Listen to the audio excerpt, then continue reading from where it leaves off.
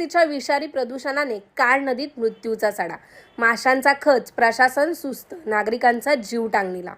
महाड एमआयडीसीमधील बेलगाम प्रदूषणाने पुन्हा एकदा काळ नदीच्या जीवावर उठली आहे। रासायनिक कंपन्यांच्या मुजोरीचा फटका निसर्गाला आणि सामान्य माणसाला बसत असून काळ नदीपात्र अक्षरशः माशांच्या सडलेल्या प्रेतांनी भरून गेले आहे। मेलेले आणि तडफडणारे मासे पकडण्यासाठी नदीकाठी नागरिकांची झुंबड उडाली आहे, पण हा मासा जीवघेणा ठरू शकतो असा गंभीर इशारा सरपंचांनी दिला आहे।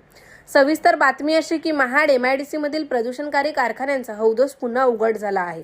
2 दिवस पडलेल्या मुसळधार पावसाचा गैरफायदा घेत विषारी रासायनिक सांडपाणी थेट काळ नदीत सोडण्याचा संतापजनक प्रकार समोर आला आहे। उन्हाळ्यात कंपनीच्या आवारात साचवून ठेवलेले घातक रसायनांचे पाणी पावसासोबत नदीत मिसळल्याने जलचरांचा अक्षरशः कत्तलखाना झाला। नदीपात्रात हजारो मृत मासे तरंगताना दिसत आहेत। प्रदूषण नियंत्रण मंडळाचे दुर्लक्ष ठरतंय घातक। हा प्रकार नवीन नाही। काहीच दिवसांपूर्वी तेज मराठी न्यूज चॅनलच्या माध्यमातून महाड एमआयडीसीतील एस्ट्राइड कंपनीच्या मागे वाहणाऱ्या रासायनिक पाण्याचा मुद्दा लावून धरला होता। त्यानंतर महाराष्ट्र प्रदूषण नियंत्रण मंडळाने नाळ्यातील आणि कंपनीतील पाण्याचे नमुने तपासणीसाठी पाठवले। धक्कादायक बाब म्हणजे दोन्ही नमुन्यांमध्ये सीओडी आणि पीएचची पातळी धोकादायक आढळून आली। तरीही मंडळाने कारवाईच्या नावाने बोटे मोडली। नाळ्यात साचलेले तेच विषारी पाणी आता नदीत मिसळले आणि माशांचा जीव गेला असा थेट आरोप ग्रामस्थ करत आहेत। नमुने घेतले, अहवाल आला, पण कारवाई शून्य। हा मंडळाचा गळतान कारभारच या पर्यावरणीय हत्याकांडाला जबाबदार आहे असा सवाल उपस्थित होत आहे। एकीकडे नदी मृत माशांनी भरलेली असताना दुसरीकडे काही नागरिक पिशव्या भरून ते मासे घरी नेत असल्याचा धक्कादायक चित्र आहे। विषबाधा होऊन मृत्यू ओढवण्याची भीती असतानाही हा जीवघेणा प्रकार सुरू आहे। यामुळे खरवळी ग्रामपंचायतीचे सरपंच चैतन्य महामुंडकर यांनी तातडीने आवाहन केले आहे। हे मासे दूषित रसायनामुळे मेले आहेत, चुकूनही कोणी ते खाऊ नयेत, आपल्या जीवाशी खेळू नका असे कळकळीचे आवाहन त्यांनी केले असून पावसाच्या नावाखाली रातोरात विषारी पाणी नदीत सोडणाऱ्या कंपन्या कोणाच्या आशीर्वादाने चालतात?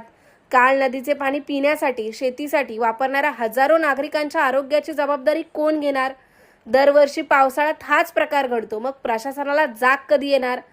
तेज मराठी न्यूज चॅनल मार्फत प्रसारित केलेल्या बातमीवरती प्रदूषण नियंत्रण मंडळाने नेमकी कोणती कारवाई केली असे प्रश्न उपस्थित होत असून महाड एमआयडीसी परिसरातील नागरिकांच्या सहनशीलतेचा अंत पाहिला जात आहे।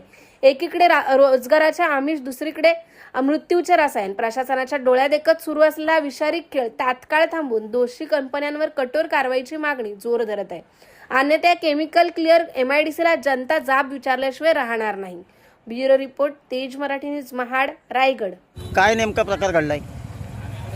काल पाऊस पडल्यामुळं जे नदीला साठलेलं पाणी होतं, वरच्या साईडला केमिकल कंपन्या आहेत, ते जे साठलेलं पाणी आहे पावसामुळं पाणी नदीमध्ये वाढलं आणि ते पाणी खाली आलं आहे। आणि ते खाली आल्यामुळं ते मासे केमिकलमुळे मेलेले आहेत। लोकांनी ते पाणी मासे खाऊ नये। हे पाणी सगळं मागचं वरच्या साईडचं आपल्या केमिकल कंपन्यांचं साठलेलं पाणी होतं, ते पावसामुळं खाली आलं आहे आणि ते खाली येऊन सगळं पाणी खालच्या आपल्या पुलाच्या ह्याच्यामध्ये ढावामध्ये मिसळलेलं आहे आणि ते मिसळल्यामुळं ते मासे मेलेले आहेत। कोणी औषध टाकलेलं नाही, ते केमिकलमुळंच मासे मेलेले आहेत। लोकांनी ज्यांनी नेलेत त्यांनी ते मासे खाऊ नये, उद्या त्रास होऊ शकतो। आणि मोठ्या प्रमाणात लोकांनी मासे इथनं पिशव्या भरून नेलेत। मी आल्यावरती बघितल्यानंतर मी सर्व लोकांना इथनं बाहेर काढली, त्यांना सांगितलं की बाबा हे मासे केमिकलमुळे मिळेल, कोणी औषध टाकून किंवा जे मासेमारी करतात ते औषध टाकतात आणि त्याच्यामुळे मासे मरतात आणि ते मासे लोक विक्रीला आणतात। तसं नाही आहे, ते केमिकलमुळे मासे मेलेले आहेत, ते लोकांनी खाऊ नये एवढी विनंती करतो। नियंत्रण मंडळाचे कोणी आले होते का किंवा मी आता विचारणा केली तर ते 1-2 जण बोलले की बाबा प्रदूषण मंडळाचा एक माणूस आला होता, तो कॅनमध्ये पाणी इथलं घेऊन गेलेला आहे, ती आपण त्याची चौकशी करावी। मी ती माहिती घेतो आणि त्याची चौकशी आपण करूया।